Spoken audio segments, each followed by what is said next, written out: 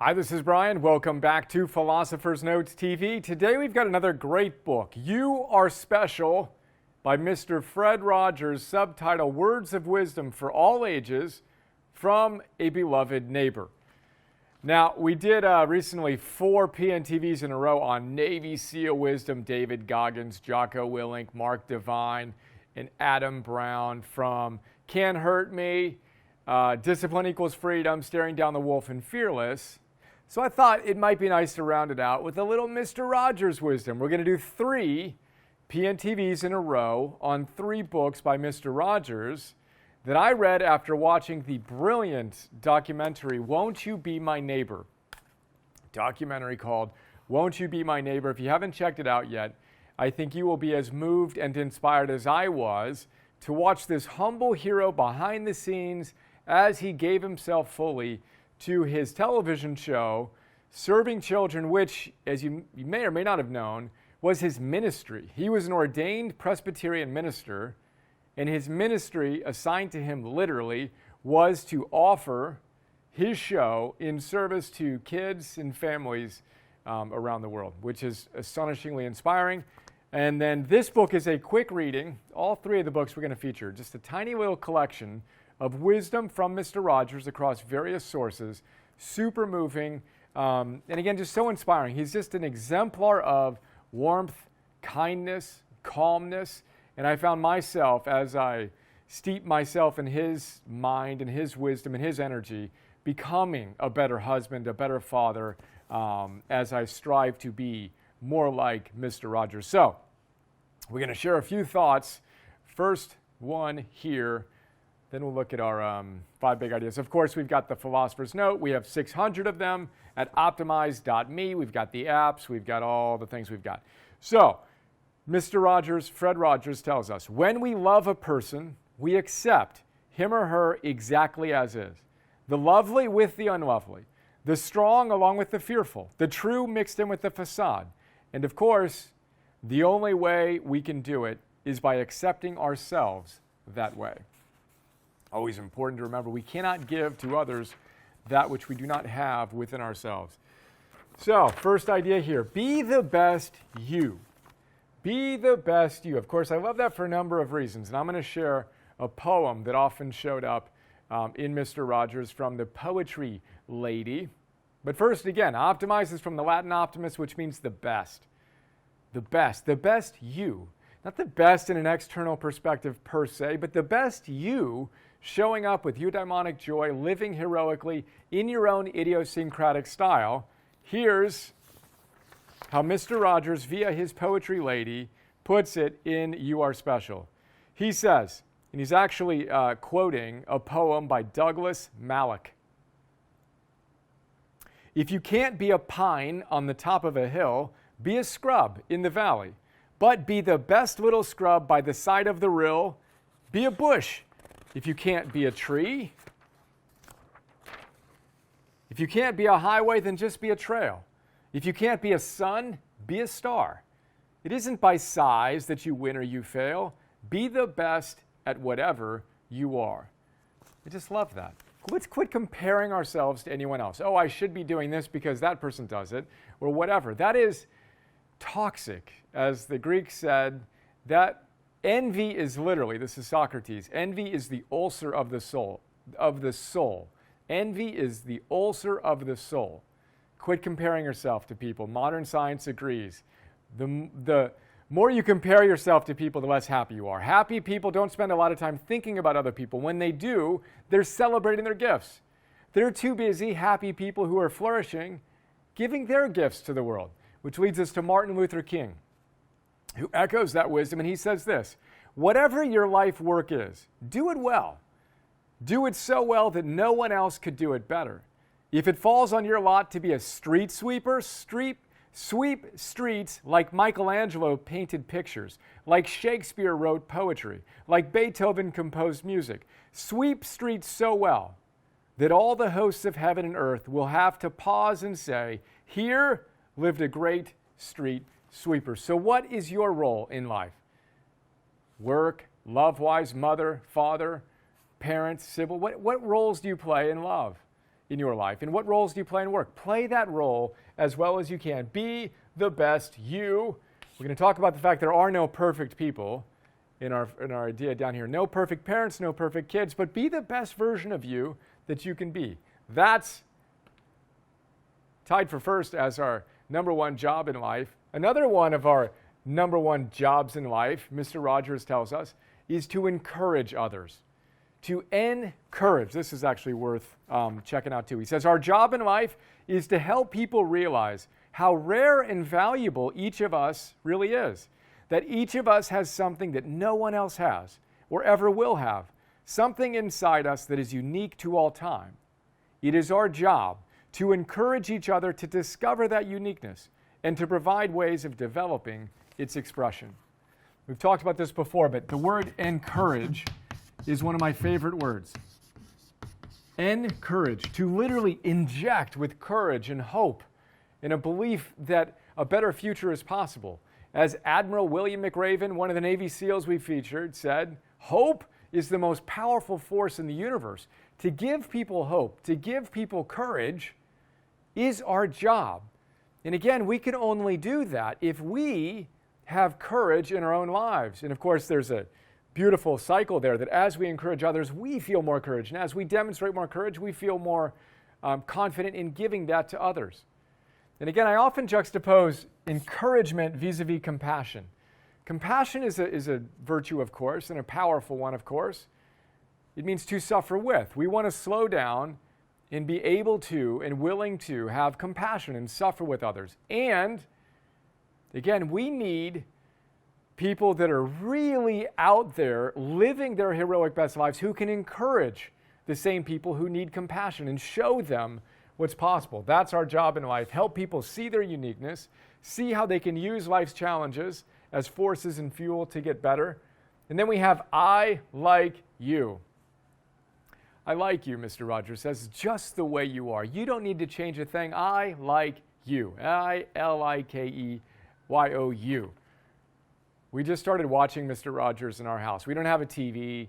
The kids have watched a few like documentary type of things.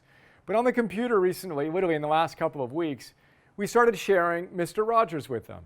And it actually started because I was coming back to PNTV, and I was thinking about doing these in black and white, post-production in black and white. Now we decided just to go black and white as kind of a retro, ancient wisdom, modern science, here we go approach. And I Googled who had the last black and white TV show. As it turns out, it was Mr. Rogers. So we watched that the last black and white episode Mr. Rogers had, but also we watched the first episode of Mr. Rogers, and in that first episode, he sings this song, I Like You. We'll check out the link we'll have in the notes here. I highly encourage you to check out that video and to feel his presence if you haven't ever or you haven't recently. And it was amazing for me to watch Eleanor and Emerson be transfixed by this beautiful man talking in calm tones, teaching them cool things, and telling them, I like you, just the way you are. What a gift to accept ourselves completely and to be seen completely by others. Eleanor, so now they've watched a few more episodes, they love Mr. Rogers, and we love inviting him in, his ministry. You're welcome. We want you, Mr. Rogers, to help create the culture of virtue in our little family, in our community. And we need to be mindful about what inputs we allow into our families. As Mr. Rogers said, he never changed the production value of his show. 900 shows, 3 decades of production, more than that, right? He stayed the same. Simple said. Everyone else is going fast and bashing people over the head. He's like, no, that's not what kids need. Kids need a structured environment, calm, supportive, beautiful, engaging connection. And we find that to be deeply enriching. So anyway, Eleanor said to her mommy, Mommy, I like you just the way you are. It's one of the sweetest things. So check that out. And if you feel inspired, invite Mr. Rogers into your family. I wish he was our neighbor. We get him virtually.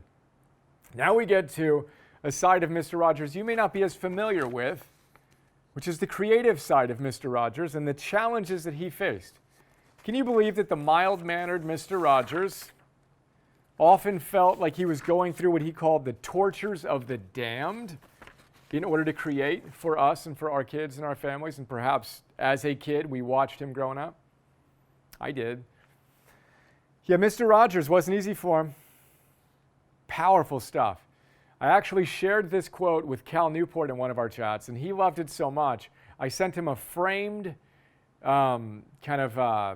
picture of this. This was actually in the documentary. Mr. Rogers typed this out on lined yellow ruled paper, right? And I did a screen grab of it, and I posted it on my own little corkboard thing in my office. And I read it to Cal. He loved it so much, I sent him a framed gift. And it was actually in his office behind him while he was doing our live luminary session for our optimized coaches. It was pretty awesome to see. But here's what Mr. Rogers says. Now, this is after he created hundreds and hundreds and hundreds of episodes of Mr. Rogers. Then he took a little break. Then he came back, and this is what he wrote as he struggled creatively to try to create something that he thought was great. He said, "Am I kidding myself that I'm able to write a script again? Am I really just whistling Dixie?" And again, imagine him typing this out on yellow lined legal paper. "If I don't get down to it, I'll never really know. Why can't I trust myself?" Really, that's what it's all about. That and not wanting to go through the agony of creation. Then all caps, "After all these years, it's just as bad as ever." I wonder if every creative artist goes through the tortures of the damned to try to create. "Oh well, the hour cometh, and now is when I've got to do it." All caps again. "Get to it, Fred. Get to it." But don't let anybody ever tell anybody else that it was easy. It wasn't. So good. Again, we all think that someone like Mr. Rogers, heroic guy. We talked about this in our last PNTV on the hero with 1,000 faces. The myth of the hero is that it's easy, that they were blessed with some divine natural talent. We miss this part of the story, that Mr. Rogers went through the tortures of the damned, and that meant something for him as a Presbyterian minister, to try to create something of value. In the note, I quote Ira Glass, the great creator of NPR's This American Life, who tells us the same thing. That great creative artists, there's always this standard. We never quite hit it. And we always feel a certain sense of despair that we're not quite hitting what we know we're capable of hitting. But you got to show up. You got to produce again and again and again and move through these tortures of the damned. Go into your discomfort zone to reach your infinite potential. There you go. Thank you, Mr. Rogers, for having the courage to do so. Which leads us to the next and final idea. What Mr. Rogers is more than anything, and what he encourages us to be more than anything, is a living example of what we want to see in the world. So it's Gandhi's idea, be the change. My life is my message. Mr. Rogers' life was his message. Who he was, how he showed up with his presence, his calmness, is what taught us the most deeply. I reference good parenting in the note, and quote Angela Duckworth. The word parenting literally means to bring forth. But she says, look, people aren't listening. Kids are not listening to us. They're imitating us. Are we being a living example? And it's the same thing with our clients and our colleagues, everyone. They're not listening to us. They're seeing who we are and what we're doing. Again, as Ralph Waldo Emerson says, what you do speaks so loudly I cannot hear what you say. So let's be radiant, living examples of what's possible and what we want to see in the world. And again, know that there are no perfect parents. There are no perfect kids. Mr. Rogers tells us that. Abraham Maslow tells us what one can be, one must be. But he's never met one perfect person. And you and I will not be the first, as I like to joke. But we can be living examples. We can be willing to go through the tortures of the damned, to go give our gifts to the world. We can like ourselves and we can like others as we remember our job in life, which is twofold. To encourage others to be the best versions of themselves and to be the best versions of ourselves, whatever that looks like, idiosyncratically for us. Let's play our roles well today. Hey guys, this is Bri. I hope you enjoyed that video. We have a lot of people ask us what Optimize is all about, so I just wanted to give you a super quick tour of our site, tell you what we do. We do two primary things. We have an Optimize Core membership, and we have an Optimize Coach certification program for people that want to go from theory to practice to mastery. So The core membership is basically $10 a month, depending on whether you do monthly or annual, and you get instant access to over 500 philosophers' notes, the 6-page PDF, 25-minute or so MP3 recordings of these great books, and then you get over 1,000 Optimize Plus ones, 50 Optimal Living 101 masterclasses, etc. And we have a free trial. The team set up. Get it, free for 14 days, and then go from there if you like it. So we're blessed to have a lot of people who subscribe to this, including some of my friends who happen to be some world-class peak performance gurus like Tal Ben-Shahar, who taught the 2 of the largest classes in Harvard's history, starts every day with Optimize. Ben Greenfield, friend and coach.